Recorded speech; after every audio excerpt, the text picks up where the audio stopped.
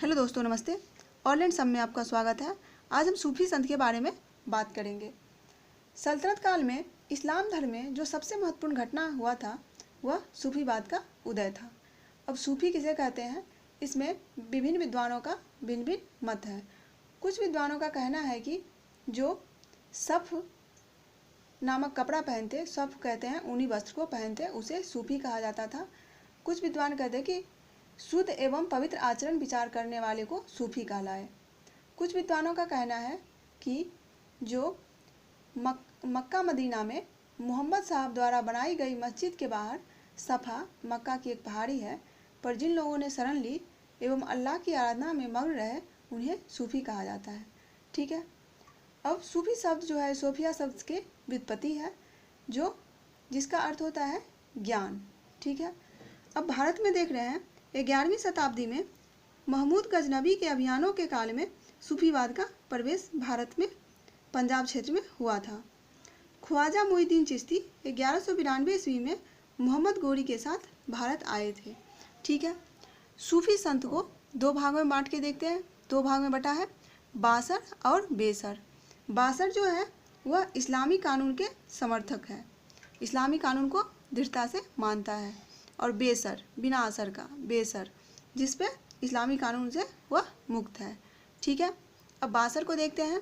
यह जो भारत में हुआ चिश्ती सिलसिला, सुहरवर्दी सिलसिला, कादरी सिलसिला, नक्शबंदी सिलसिला, इसे देखेंगे इस तरह भी।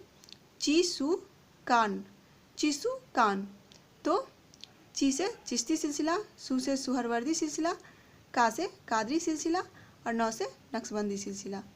अब चिश्ती सिलसिला को देखते हैं। चिश्ती सिलसिला है, इसका भारतीय संस्थापक है ख्वाजा मोइनुद्दीन चिश्ती। ठीक है। ख्वाजा मोइनुद्दीन चिश्ती। इनका दरगाह कहाँ पर है? अजमेर में। ख्वाजा मोइनुद्दीन चिश्ती का दरगाह कहाँ है? अजमेर में। इनके अनुयायी हैं ख्वाजा बख्तियार काकी, निजामुद्दीन औलिया, शेख सलीम, बाबा फरीद।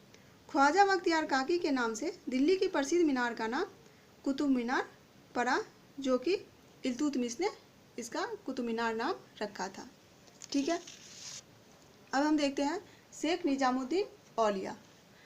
ये जो 1236 से 1325 ईस्वी रहे थे, इनके समय में भारत में सबसे अधिक प्रचार हुआ था चिश्ती संप्रदाय का। ठीक है। एकमात्र चिश्ती संत थे जो अविवाहित थे, बाकी सब विवाहित थे। इन्होंने दिल्ली के 7 सुल्तानों को देखा। परीक्षा में पूछा जाता है कि कौन से ऐसे सूफी संत थे जो दिल्ली के 7 सुल्तानों को देखा था। तो दिल्ली के 7 सुल्तानों को किसने देखा था? शेख निजामुद्दीन औलिया। ठीक है। गयासुद्दीन इनसे कटु संबंध रखते थे, क्योंकि निजामुद्दीन औलिया से का जो बहुत लोकप्रिय हो गए थे, जिससे गयासुद्दीन घबरा गए थे और उन्होंने इस कारण निजामुद्दीन औलिया को दिल्ली छोड़ने का आदेश दिया था। इसके बदले में औलिया ने कहा था दिल्ली अभी दूर है। ठीक है।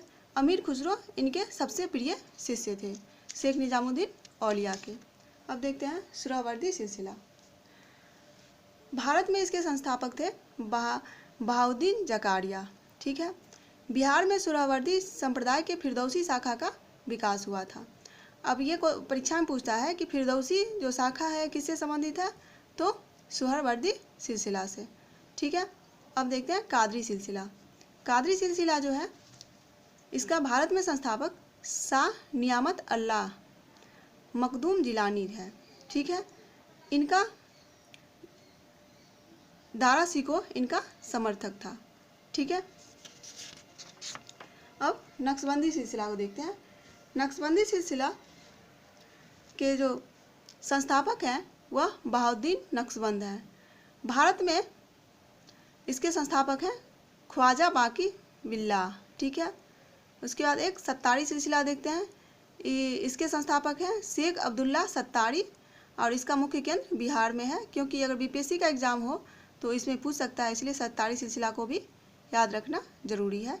धन्यवाद। आप मेरे चैनल को लाइक करें, सब्सक्राइब करें, शेयर करें।